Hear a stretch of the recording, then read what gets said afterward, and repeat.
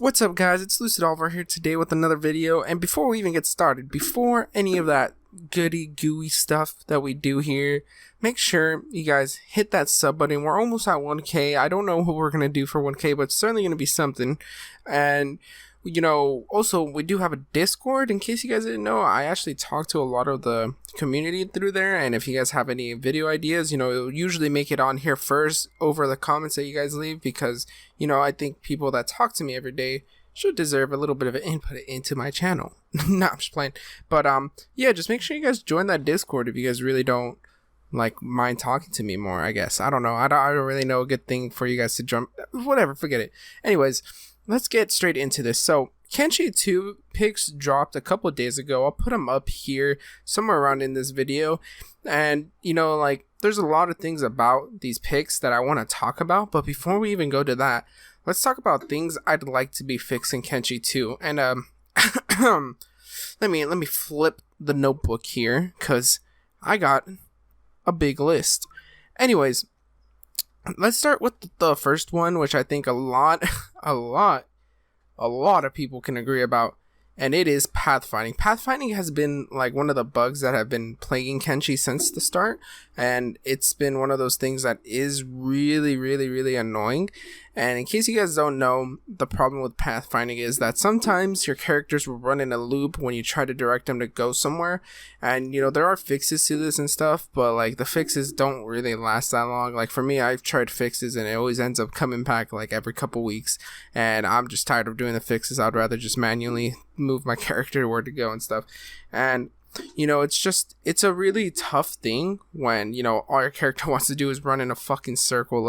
Dude, pathfinding is one of the things that they really need to fix, and I feel with the new engine that they're using, I feel it is going to be something that they fix, and something that is super easily fixed. Now, it's not only that running in circles, is that sometimes your character will also run back and forth. So that's another part of things too. Your character would just be running back and forth in a small area, instead of just actually going to the destination, which can get annoying and it kind of kills a little bit of your motivation to play, but that's something. Anyways, for my next thing that I would like for things to be fixed or added into Kenshi is that there's a lack of big factions. And now what I mean by this is that there's only really 3 major players in the faction world. I mean, if you go the chaotic route, you really have 4 different, type of factions. You got the flotsome, you got the anti-slavers, the rebel farmers, the Kral's chosen, and then the other Shek group. Fuck, I always forget their name. Anyways, I always forget their name because they're so irrelevant.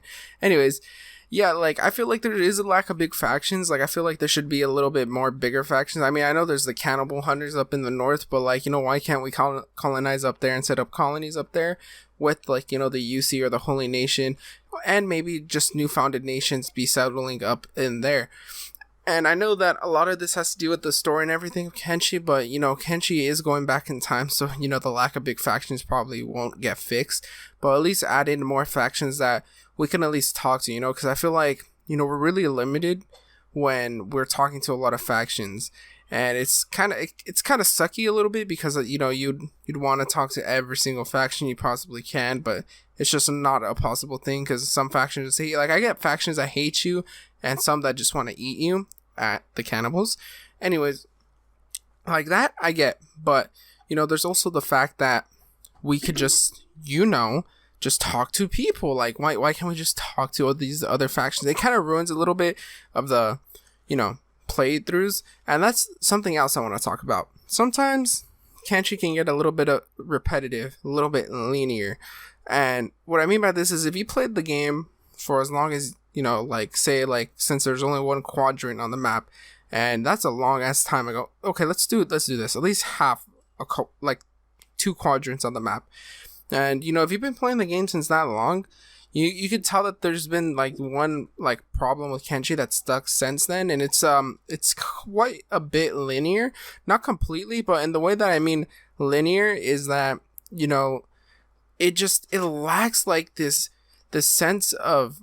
And sometimes you'll be doing different things, and you'll still get the same outcome. It's the outcome that becomes really linear, you know, like, oh, you know, it's only to float some ninjas, it's only this, it's only that, it's only this faction that takes over that faction and stuff. Like, you can do things in so many different ways, which is nice, but when you start getting the same outcome over and over and over and over and over again, Kenshi just becomes a little bit of a linear game.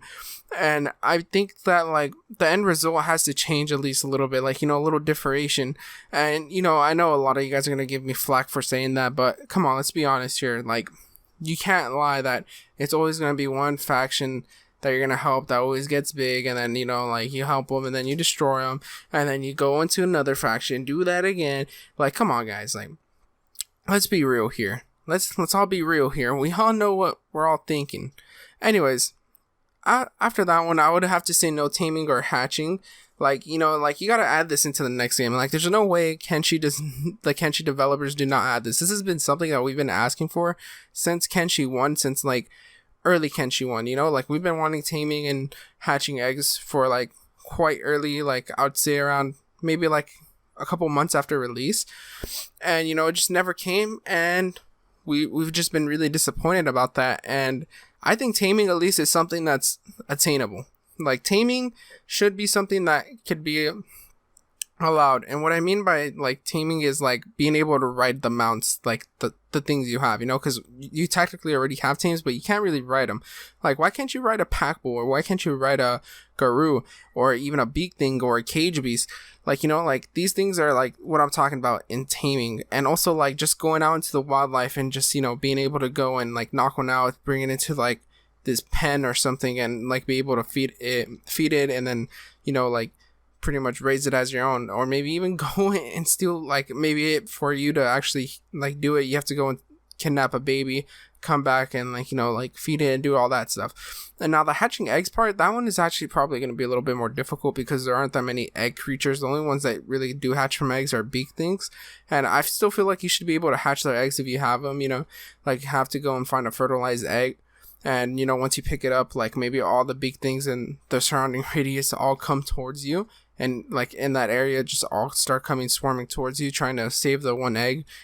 And, you know, once you, like, catch the egg, you know, it could be like, oh, like, it's your thing, you know, like, you actually, like, have a reason to care for it and stuff. Like, you know, I feel like when you buy it from the nomads and everything, like, you don't really have a reason to take care of all the animals. Like, there isn't a reason to take care of those animals, but I feel like when you raise them and everything, you actually get the reason to.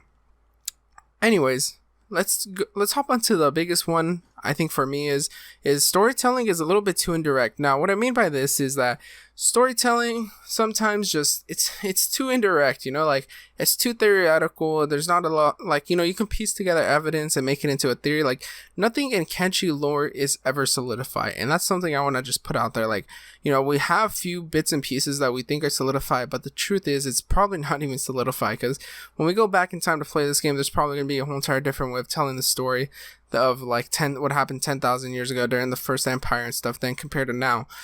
And what I mean by this is that, like, there has to be at least some people that know what happened, like, what transpired back then, because if there's not even people around that knew what happened, then, like, what's the point of trying to look into a story, you know, that's not there?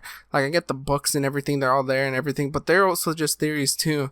And I mean, skeletons are the only ones that have been around for a long time. So what if you can find, like, the skeleton that knows a lot about, like, history and stuff, and, you know, like, maybe he's an old kook, so it makes it a little bit harder to believe him, but, you know, maybe bits and pieces of what he says is true and bits and pieces aren't. Like, you know, that wouldn't be a bad way to implement it.